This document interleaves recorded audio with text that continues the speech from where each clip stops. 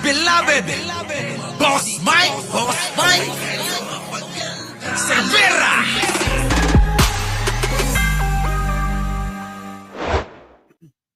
Mas gugustuhing ipagpatuloy na lang ang impeachment ni VP Sara sa susunod na kongreso, imbis na ipilit ito bago maghalalan.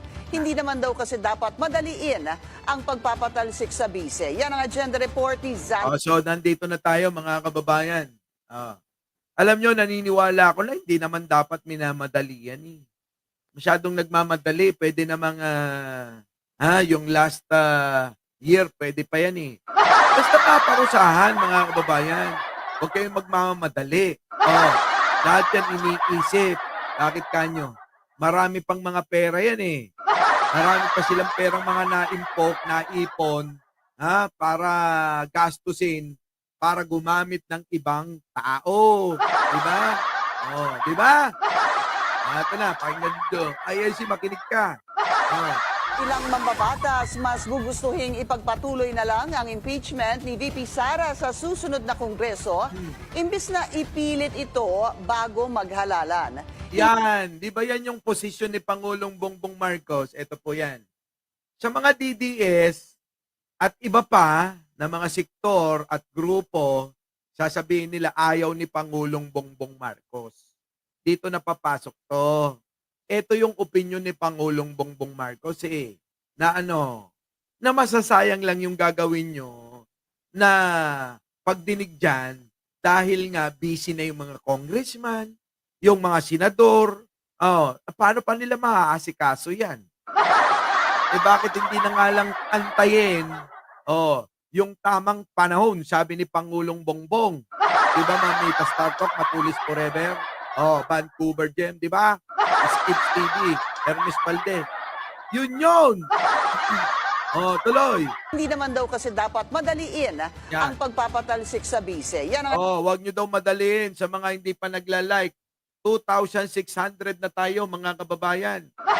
Baka naman, wag nyo naman pagkait yan. Ang dami nang nagme-message sa akin. Sa mga hindi pa nakakapag-like o kahit like na lang. Wag na kayo mag-subscribe. Wag na rin kayo mag-share. Like na lang. Tuloy. agenda report ni Zandro Ochona. Yan. Mismo nga ang Vice Chairperson na ng House Committee on Good Government and Public Accountability ang nagsasabing hindi dapat madaliin ang impeachment complaint laban kay Vice President Sara Duterte. Alamang huli na nilang nalaman na talagang hindi naaabot yan. At yan din ang kauna-unahang pananaw ni Pangulong Bongbong Marcos na sayang lang yan, walang mangyayari. Bakit? Kasi nga mag-i-election na eh. Skids TV, thank you naman di ba? Yan yun. Tuloy, yayaning. I made up my mind that I'm not going to be a party of the impeachment now because it's too short a time. And Eto, laging binabatikos to si Abante. Binatikos nga ng ilan nating mga kasamang vlogger ito. Mga kababayan. Atras Abante raw ito eh. Pero mga kababayan, unawain din natin kasing maigi. Unawain natin kung saan ba nang gagaling itong kanilang kanilang mga pananaw at opinion dyan. Tuloy. Mag-ipon tayo ng mga kakampi. Tuloy. I think that we're not prepared for it. May mga nakakausap din daw siyang ibang kongresista na sumusuporta sa kanyang pananaw na sa 20th Congress na lang ma-impeach ang pangalawang Pangulo. Ayun naman pala. Para mas mahaba-haba yung oras nila mga kababayan. Di ba? Di dapat ang gawin nga, antayin na lang natin yung susunod na maihahalal na kongreso. Diba? Kaysa naman, mamadaling natin tapos walang pupuntahan. At yun po yung pangunawa ko sa sinasabi ni Pangulong Bongbong Marcos na may tamang paraan. Hindi sa ngayon yan. Maliwanag naman eh. Tingin ninyo, mga kababayan, yung bang sinabi ni Abante pagsang-ayon sa pananaw Pangunawa ba yun sa sinabi ni Pangulong Bongbong Marcos na hindi yan napapanahon? Ibig sabihin ng hindi napapanahon, may panahon at hindi tamang panahon yun ngayon. O, kita niyo.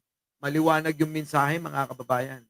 Sa ngayon, sapat na anya ang isinasagawang investigasyon ng DOJ. Nako, ayan, sapat na yun. Yun na muna. Para hindi makaagaw na naman, magiging dahilan na naman ni Sara, ganito yan eh. Meron ho akong hearing sa korte. Sa DOJ, sa NBI, 'di ba ganyan yung naging naging dahilan niya. Hindi ako makakadalo diyan sa Quadcom.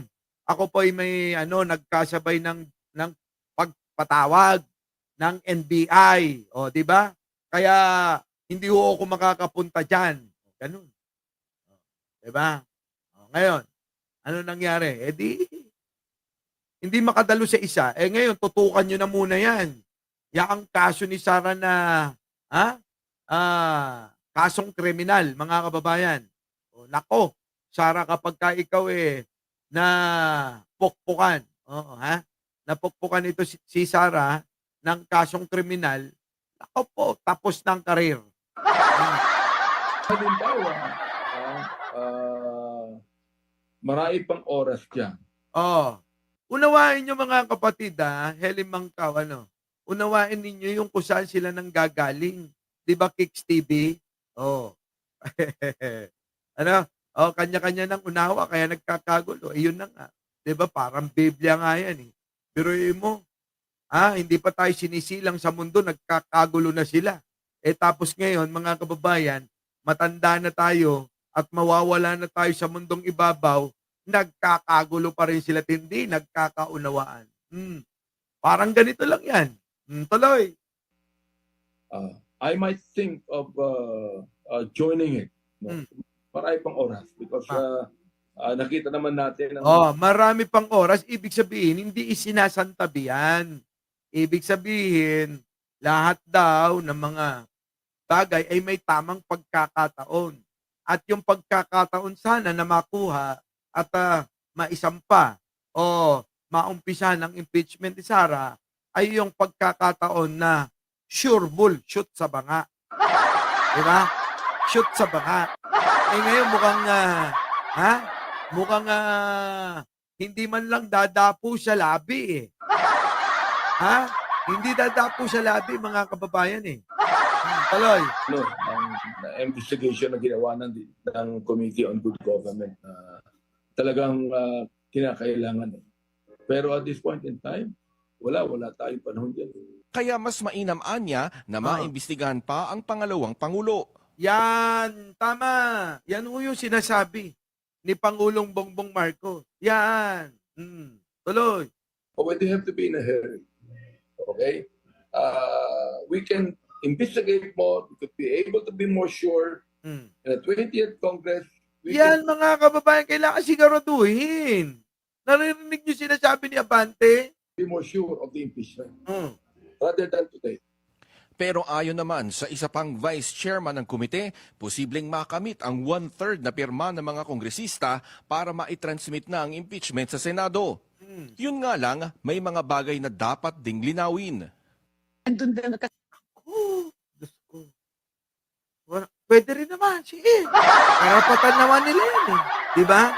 Karapatan naman nila yan sige, tuloy. Di ba, Dimple Smirnoff?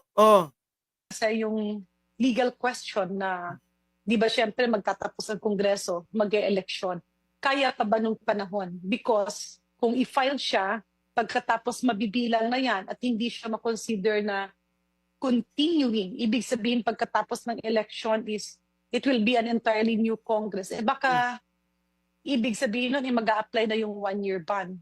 Para naman Kaya nga, wala na, mga kababayan, walang pupuntahan, sayang lang yan. Yan yung sinasabi ni Pangulong Bongbong Marcos. Kaya nga sabi ko sa inyo, yung pagtitiwala sa Pangulo dahil hinalal natin, hinalal natin, yung tiwala dapat hindi nawawala yun. sa isa sa mga endorser ng 3 impeachment complaint, tuloy lang ang panawagan nilang patalsikin si VP Sara. Yan, tama rin naman yan. Tuloy-tuloy lang, manawagan kayo na manawagan. Kung kaya nyo rin na manawagan, ng kahit isang taong kayo dyan o hanggang matapos ang eleksyon, diyan kayo sa EDSA. Diyan kayo manawagan ng manawagan. Di ba? O imbitahan nyo uli yung mga vlogger. Imbitahan nyo uli kami. Di ba? Ganon. Karapatan nyo yan. Hardon. Di ba, no? Yan, tuloy-tuloy nyo yan. Karapatan nyo rin yan, eh. Tapos, yung mga DDS naman, doon naman sila. Sa Luneta. Mag-rally rin kayo ron.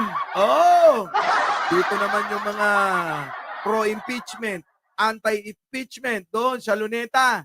Dito naman yung pro sa EDSA. At least magkahiwalay kayong dalawa. Huwag na kayong mag-uwi hanggat hindi nyo nakakamtan yung mga pinagsisigawan nyo, ha? Ganon. Anak ng tinapang... Diba? Doon na kayo, magpatayo na kayo ng bahay doon sa Quirino Grandstand. Para pag nag-rally kayo, hindi kayo nahahamugan. Ganun din doon.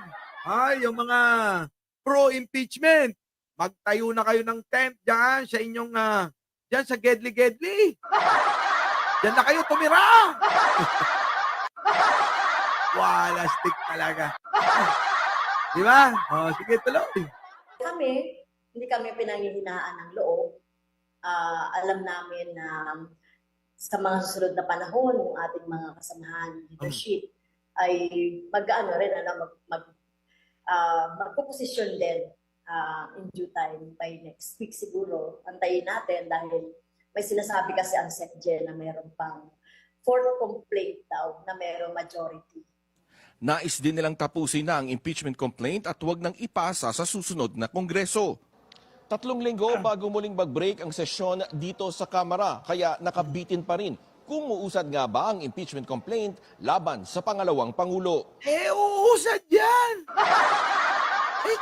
Mapapasaan pa, di ba? Mapapasaan pa at mawawala rin niya si Sara. Di ba, mga kababayan? Ang gugulo, ayaw makinig sa Pangulo, eh. Kung susundin lang natin si Pangulo, tulad ng pagsunod ni Kix TV rito. Saan? Sa Iglesia ni Cristo. Mga kababayan, maayos tayo. Pero hindi. Lahat, merong nagmamagaling lagi. Putik na yan, kayo na magaling. Inang yan. Pero mo, mga kababayan, sige. Sama-sama. Totoo yun, tama. Sinabi na ngang... Ewan ko ba? Alam nyo, mga kababayan, hindi na talaga tayo magbabagong mga Pilipino hanggat may mga taong mga ganitong mga namumuno at ayan, nandyan, nangunguna ng kung ano-anong mga pinaglalaban nila, no? Tahimikan, kapayapaan. Pero bakit nandyan? Ano ba yung pinaglalaban? Pwede naman tayong gumawa na lang ng ating mga channel at doon sabihin natin ang ating nararamdaman. Kaysa kung saan-saan tayo nagsusuot at sumisigaw ng kababalaghan. Kababalaghan talaga kapag ka na-impeach nyo sa ngayon si Sara. Sabi ni Pangulo, hindi yan panahon ngayon. Maliwanag yan. Di ba? Di ba? Walang pinapanigan ng INC, sabi ni Pedeline Bantolo. Ibig sabihin, Pedeline si Marcoleta lang yon. At saka yung isang sigaw ng sigaw. Yun ba yun? Sila lang talaga yun. Personal ba nilang opinion yon? Hindi kasama yung mga member ng INC doon at pamunuan, tama ba? Paliwanag nyo sa akin ang maayos nang sa ganun ay maunawaan ko. Our beloved Boss Mike